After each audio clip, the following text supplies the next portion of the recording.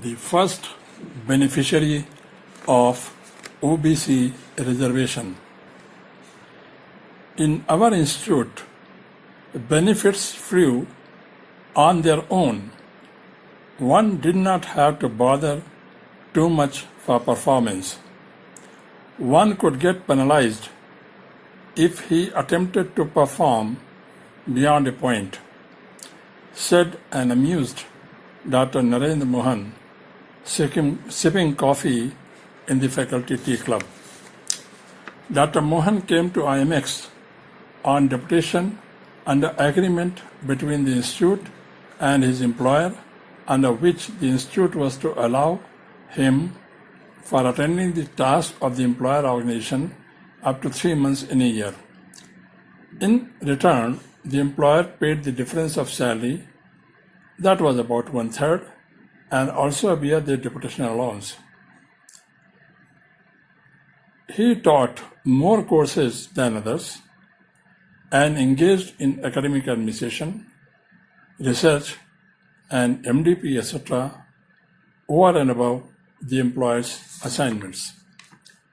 However, at the end of the deputation, the institute neither released him nor completed the formalities of permanent absorption.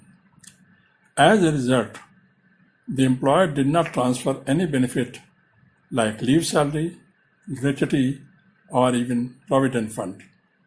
He was selected and offered professor's position, but his pay was fixed in a way that the normal increment was deferred by 9 months. He was also fixed at a pay less than what he was drawing on deputation.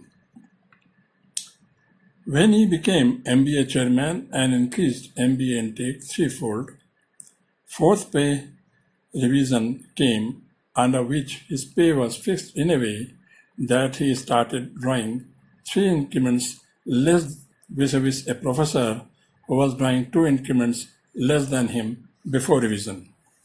There were many such aberrations. However, the last one was the master stroke. Government of India introduced a so-called HAG scale. By that time, I had come to fag end of my career. I had been in the institute for over 25 years then, the first faculty to achieve the feat.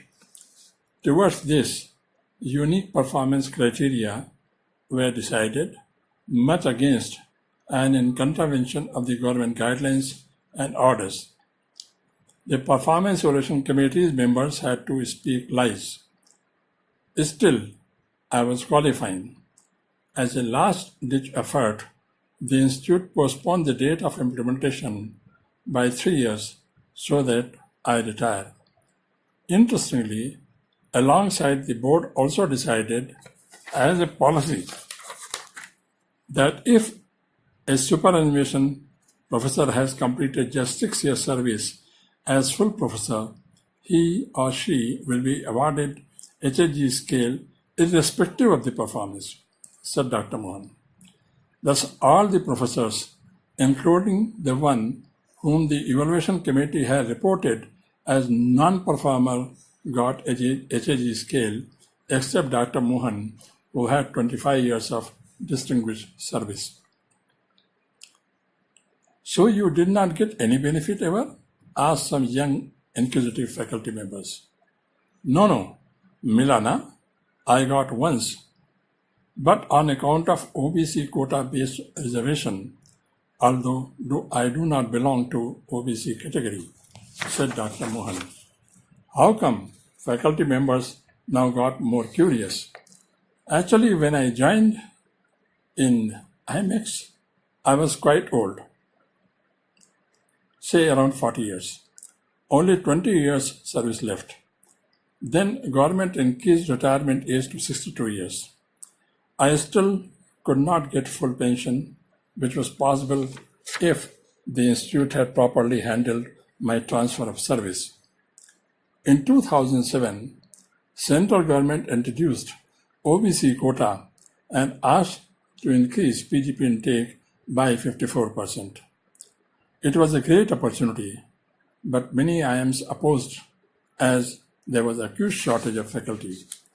To counter that, the central government increased the date of superannuation from 62 years to 65 years for those who were on rolls as on 15/3/2007.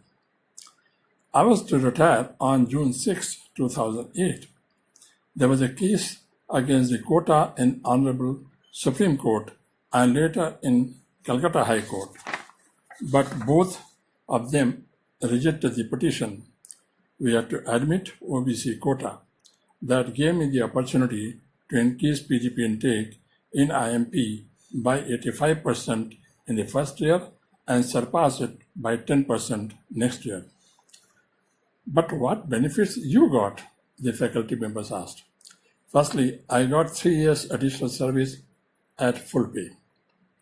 Then the full pension benefits were given on completion of 20 years service instead of 33 years service. That too at revised pay. So were the gratuity, leave encashment, and other benefits. It more than compensated the denials by the institute. I am thus a true beneficiary on account of OBC quota.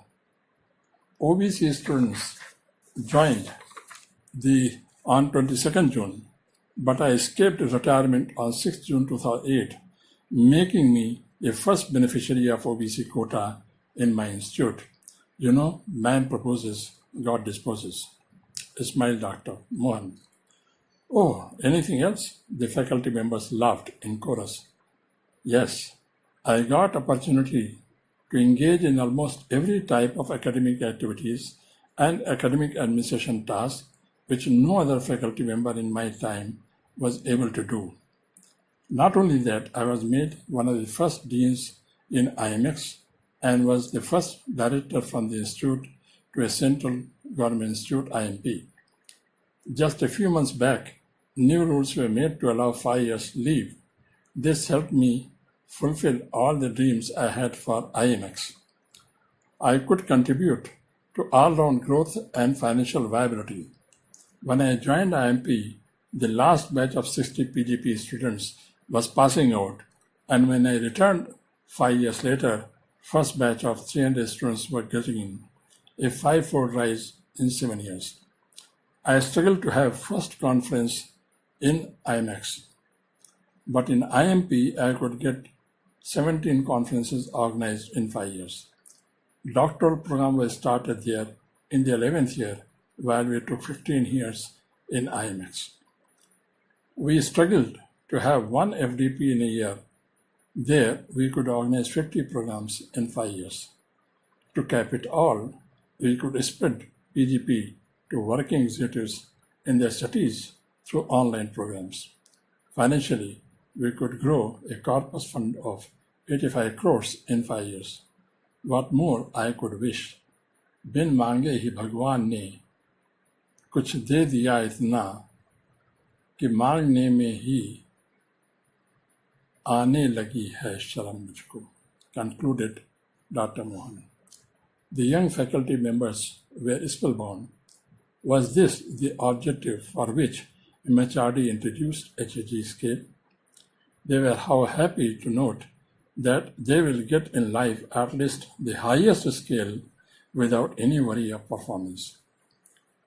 At the same time, they were also wondering whether this way MHRD is going to create excellent world-class management institutions in India.